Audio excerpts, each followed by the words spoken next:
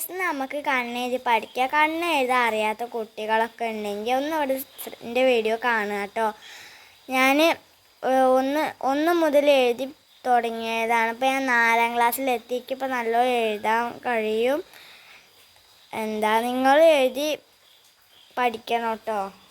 വീട്ടിലൊക്കെ വെറുതെ സ്കൂളൊന്നും ഇല്ലാത്ത ദിവസങ്ങളിലൊക്കെ നിങ്ങൾ എഴുതി പഠിക്കുക.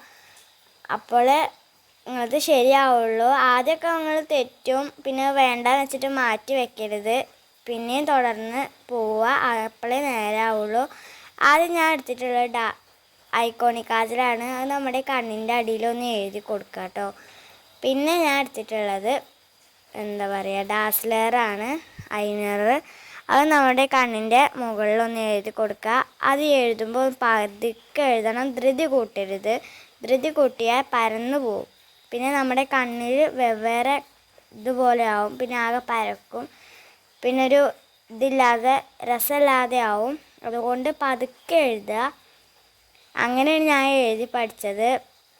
നിങ്ങൾ എഴുതി പഠിക്കുക കേട്ടോ. ഈ വീഡിയോ ഇഷ്ടപ്പെട്ടാൽ നിങ്ങൾ ലൈക്ക് ചെയ്യണം, ഷെയർ ചെയ്യണം, സപ്പോർട്ട് ചെയ്യണം, സബ്സ്ക്രൈബും ചെയ്യണം കേട്ടോ.